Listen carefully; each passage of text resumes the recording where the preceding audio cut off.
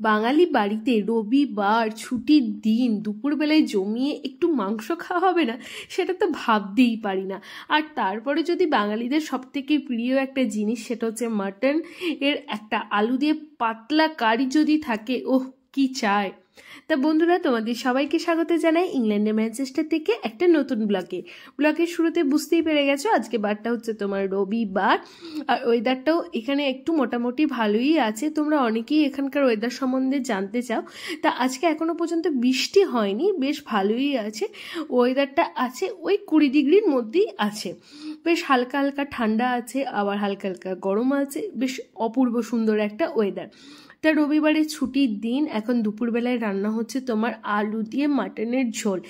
Mutton মানে আমাদের বাড়িতে আলু দিতেই হবে।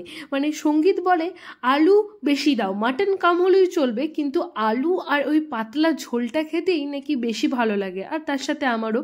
সেই জন্য দুপুরবেলাতে এই দেখো এখন কষাচ্ছি, কষানোর পর্ব চলছে। আলু আর মাটনের ঝোল কষানো প্রায় রেডি। এখন দিয়ে দিলাম হচ্ছে গরম জল।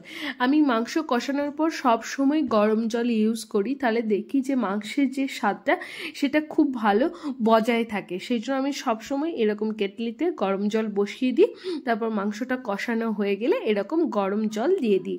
এরকম এলাচ দিয়ে পাতলা মাটনের ঝোল, ওহ আজকে দুপুরে খাওয়াটা জাস্ট ছুটির দিনে জমে যাবে। আর বিদেশেই থাকি বা দেশেই থাকি, বাঙালিরা অল টাইম হচ্ছে খাদ্যরসিক।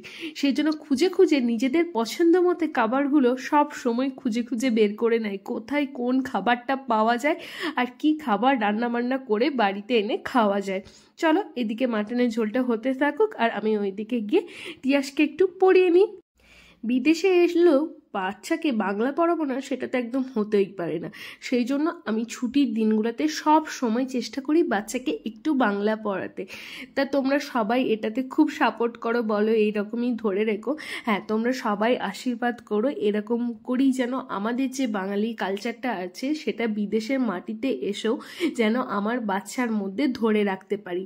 সেটাই আমি এবং সঙ্গীত যথাযথভাবে আমরা চেষ্টা চালিয়ে যাচ্ছি। তোমরা কি প্রসাদ নেবে গো, ভালো ভালো নকুল দানা প্রসাদ।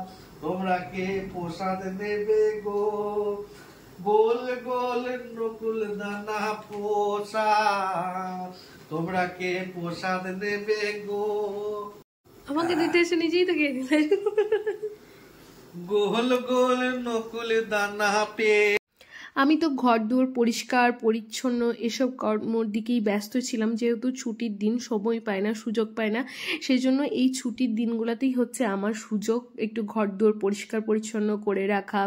তারপর হচ্ছে মেইন যেটা কাজ সেটা হচ্ছে টয়লেট ক্লিন করা। আমি এখন খাবার বাড়ছি কিন্তু কথা বলছি হচ্ছে টয়লেট ক্লিনে। যাই হোক, সমস্ত কিছু পরিষ্কার পরিচ্ছন্ন আজকে আমি করেছি। সেই জন্য আজকে পুজোর দায়িত্বটা পড়েছে হচ্ছে তোমার সঙ্গীতের ঘাড়ে। সঙ্গীতই আজকে পুজোটা করে দিল। আর সঙ্গীত প্রত্যেক দিন মানে যখনই পুজো করে তখনই প্রসাদটা, যেটাই প্রসাদ থাকে সেটা উপর থেকে এরকম গান করতে করতে নিয়ে নেমে আসে। তা সেটাই তোমাদের সাথে আজকে শেয়ার করে নিলাম। আর সেই গানটা আবার ছেলে কপিও করে নিয়েছে। কখনো যদি প্রসাদটা গান না করে দেয়, ছেলের তো একদমই ভালো লাগে না, খালি বলে বাবি গানটা শুরু করো, প্রসাদ দিতে লেগেছো।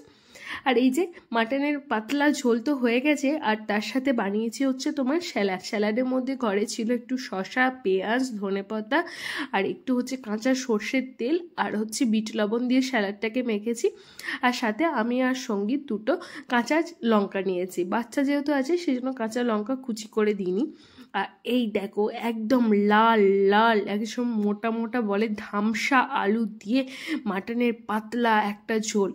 তা গরম গরম ধোঁয়া উঠছে, দেখে বুঝতেই পারছো। তার সাথে ভাতটাও একদম গরম ধোঁয়া উঠছে। দুটো দিয়ে আজকে খাওয়া জাস্ট জমে যাচ্ছে।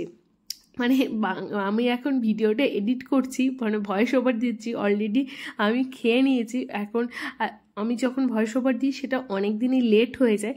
এখন এটা দেখে না আমার আবার খিদে পেয়ে যাচ্ছে, মনে হচ্ছে আবার কবে ছুটির দিন আসবে আর এরকম ল্যাম্ব কারি আর ভাত বানিয়ে খাবো।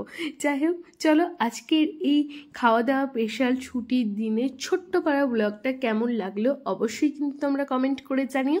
আর তোমাদের সবাইকে অসংখ্য অসংখ্য ধন্যবাদ এত এত ভালোবাসা আমাদের মতো এরকম একটা সাধারণ ফ্যামিলিকে দেওয়ার জন্য। হ্যাঁ, তোমরা অনেকেই কমেন্ট করে জানিও কেমন লাগছে এই ব্লগগুলো। আর তোমরা কমেন্টে জানাও যে দিদি তুমি এইরকমই সাধারণভাবে বিদেশে গিয়ে জীবনযাপন করো, এটাই বজায় রেখো। তোমরা সবাই আশীর্বাদ করো যাতে এইরকম সাধারণ জীবনযাত্রাটাই আমরা যেন বিদেশে এসে সাধারণভাবেই বজায় রাখতে পারি। চলো আজকের মতো এই পর্যন্তই, টাটা বাই বাই। তোমরা সবাই ভালো থেকো, সুস্থ থেকো।